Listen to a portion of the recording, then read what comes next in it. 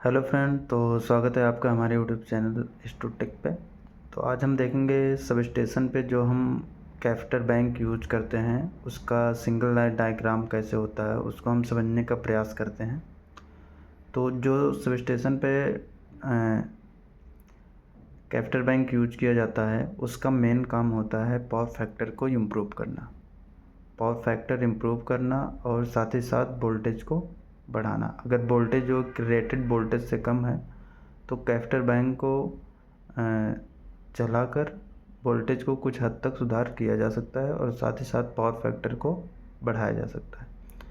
तो इस वीडियो के माध्यम से हम लोग ये जानने का प्रयास करेंगे कि जो इस तरह से जटिल कैफेटर बैंक हमें सब स्टेशन पे दिखता है, एक्चुअल में उसका सिंगल लाइन डायग्राम समझने के हिसाब से उसे हम किस तरह से आसानी से समझ सकते हैं कि वो आपस में इंटरकनेक्टेड किस तरह से होता है और कैफेटर बैंक के साथ साथ और क्या क्या चीज़ें साथ में कनेक्ट रहती हैं। तो इस वीडियो के माध्यम से आज हम इस चीज़ को जानेंगे। तो जैसा कि दोस्तों हम जानते हैं कि जैसा ज़्यादातर हमारे पास जो लोड है वो हमारा इंडक्टिव लोड रहता है, जिससे पावर फैक्टर हमारा लैगिंग रहता है, ज़्यादातर लैगिंग रहता है और पावर फैक्टर हमारा कम रहता है, जिसकी वजह से लॉसेस ज़्यादा होती हैं। इसी पावर फैक्टर को इम्प्रूव करने के लिए हम सब स्टेशन पर कैफेटर बैंक का यूज करते हैं। कैफेटर बैंक 33 kV बस से कनेक्टेड रहता है। इसका use 33 kV bus voltage improve करने और 132 kV बस वोल्टेज और पावर फैक्टर को इम्प्रूव करने के लिए किया जाता है। तो कैफेटर बैंक में हम देखते हैं इसका सिंगल लाइन डायग्राम की तरफ हम आएंगे। तो दोस्तों ये हमने सिंगल लाइन डायग्राम कैफेटर बैंक का बना रखा है। ये इसका सिंगल लाइन डायग्राम होता है। कैफेटर बैंक ए 5 एम्पियर का एक कैफेटर बैंक का सेट दिखाया गया है, जिसमें आप देख पा रहे हैं कि ये मेन बस इधर कनेक्ट आती है। हम आपको इसको थोड़ा कलर के थ्रू दिखाना चाहेंगे। इधर जो है मेन बस, इधर 33 kV की मेन बस है और यहाँ से R और यहाँ से Y और A B फेज। ये 33 kV की हमारा जो है मेन बस है।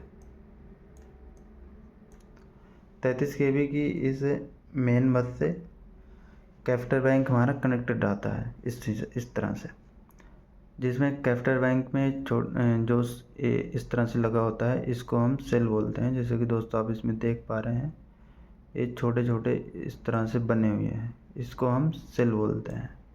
ये एक सेल है, ये दूसरा सेल है। इस तरह से कैफेटर बैंक में सेल लगे रहते हैं, जिसको हम यहाँ पे दिखाए हैं। तो 5 एम्पियर का हमारा कैफेटर बैंक है, जिसमें टोटल 4, 4, 8, 4, 12, 4, 16, 4, 20, 4, 24, टोटल 24 सेल लगे होते हैं। 5 एम्पियर का हमारा कैफेटर बैंक है, 5 MVAR 5 एम्पियर का कैफेटर बैंक है। इसमें जो है टोटल 24 सेल लगे हुए हैं। तो दोस्तों जैसा कि हमने जाना कि 33 kV बस से कनेक्टेड रहता है। इधर बस है हमारा और यहाँ से सप्लाई इधर इसमें आ रही है। 33 kV बस से कनेक्टेड है और इसके बीच में ये आपस में इस तरह से डबल स्टार कैफेटर बैंक कनेक्टेड आते हैं। इसमें एक स्टार यहाँ पे बन रहा है, एक स्टार यहाँ पे बन रहा है। आप देख पा रहे हैं डबल स्टार कनेक्टेड कैफेटर बैंक कहते हैं इसे। तो इसके दोनों का एक कैफेटर बैंक जो है यहाँ पे 4 सेल जुड़ के और ये चारों सेल आगे, ये जो पोर्शन आपको दिख रहा है इधर वाला, इसको बोलते हैं सीरीज रिएक्टर। ये चारों सेल जुड़ के आपस में सीरीज रिएक्टर से कनेक्टेड रहते हैं। तो एक कैफेटर 5 एम्पियर का एक कैफेटर बैंक है, इसमें 2 सीरीज रिएक्टर का यूज किया गया है और जो सीरीज रिएक्टर का न्यूट्रल टर्मिनल है इससे NCT कनेक्ट है, जिसे हम न्यूट्रल करंट ट्रांसफार्मर कहते हैं। ये है हमारा NCT, इसको न्यूट्रल करंट ट्रांसफार्मर कहते हैं। NCT को हम एक्चुअल में देखेंगे तो दोस्तों ये है हमारा NCT। इधर वाला पोर्शन जो आप देख पा रहे हैं इसको हम NCT बोलते हैं। ये देखिए ये वाला पोर्शन, ये जो दिख रहा है आपको ये NCT है। इसका देखो 1 2 और 3 ऐसे होता है, और ये इसका न्यूट्रल टर्मिनल है। तो ये NCT का न्यूट्रल टर्मिनल, इधर NCT की ये 3 बुशिंग हैं। ये NCT जो आप देख पा रहे हैं यहाँ पे, ये तीनों बुशिंग जो है अलग अलग कैपेसिटर बैंक की सेल से कनेक्ट रहती हैं। इसको हम डिलीट कर दे रहे हैं, नहीं तो समझने में दिक्कत होगी।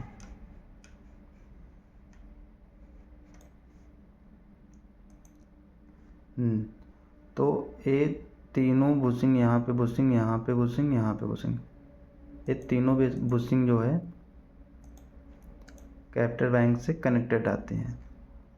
और इसका जो न्यूट्रल है ये इसका न्यूट्रल है दोस्तों। अब इसको हम न्यूट्रल को देखेंगे तो ये इसका न्यूट्रल है। न्यूट्रल दो सीरीज रिएक्टर होते हैं, दोनों सीरीज रिएक्टर जो है इसके न्यूट्रल से कनेक्ट आते हैं, और ये न्यूट्रल NCT से कनेक्ट आता है। ये NCT है करंट ट्रांसफार्मर।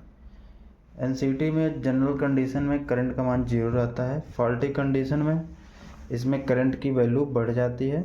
करंट का कुछ ना कुछ वैल्यू रहता है, जिसकी वजह से कैपेसिटर बैंक को ट्रिप कर देता है। इसका मेन वर्क जो है प्रोटेक्शन के लिए इसमें यूज किया गया है। ये NCT इन दोनों जो है इसके न्यूट्रल के बीच के करंट को मेजर करता है। अगर इनके बीच वोल्टेज डिफरेंस रहता है तो इसमें करंट फ्लो होता है, तो इस करंट को ये मेजर करके कैपेसिटर बैंक को ट्रिप करता है।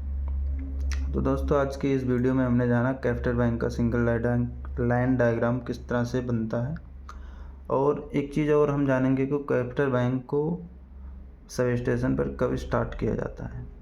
तो यहाँ पे दोस्तों हमने लिख रखा है, अगर फॉर फैक्टर 0.98 से लैगिंग हो रहा है तो उस कंडीशन में हम कैपेसिटर बैंक को ऑन करते हैं। और साथ ही साथ अगर हमारा वोल्टेज रेटेड वोल्टेज से बिलो जा रहा है तो भी हम कैपेसिटर बैंक को सब स्टेशन पे चालू रखते हैं, ठीक। और अगर हमारा पावर फैक्टर और वोल्टेज दोनों सही है तो हमें कैपेसिटर बैंक को चालू करने की कोई ज़रूरत नहीं होती। कैपेसिटर बैंक को चालू करने का सीधा सा मकसद होता है कि हमें पावर फैक्टर को इम्प्रूव करना, या फिर गर्मियों के दिन में जब लोड बहुत ज़्यादा जाता है तो उस कंडीशन में किसानों को नलकूप चलाने के लिए जो इलेक्ट्रिक से मोटर होती है उनको चलाने के लिए जो है वोल्टेज वैल्यू बहुत कम होता है, जिसकी वजह से वोल्टेज बढ़ाने के लिए डिस्ट्रीब्यूशन एंड पे भी कैपेसिटर बैंक लगा होता है, और ट्रांसमिशन एंड पे भी कैपेसिटर बैंक लगा रहता है। वोल्टेज बढ़ाने के लिए या तो हम ट्रांसफार्मर का जो टाइप होता है टाइप चेंज करके वोल्टेज बढ़ाते हैं, या फिर कैपेसिटर बैंक को ऑन करके हम वोल्टेज को इंक्रीज करते हैं। दोस्तों अगर साथ ही साथ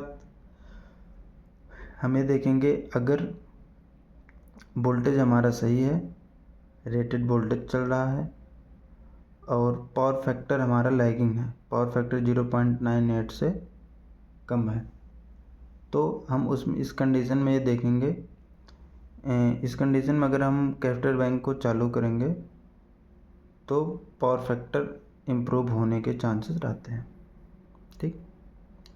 तो आज के इस वीडियो में हम बस इतना ही जानेंगे, और हमारे साथ आप जुड़े रहिए। ऐसी छोटी छोटी जानकारी हम आप तक पहुंचाते रहेंगे। धन्यवाद दोस्तों। ये रहा सिंगल लाइन डायग्राम, इसको आप जो है ध्यान से देख सकते हैं।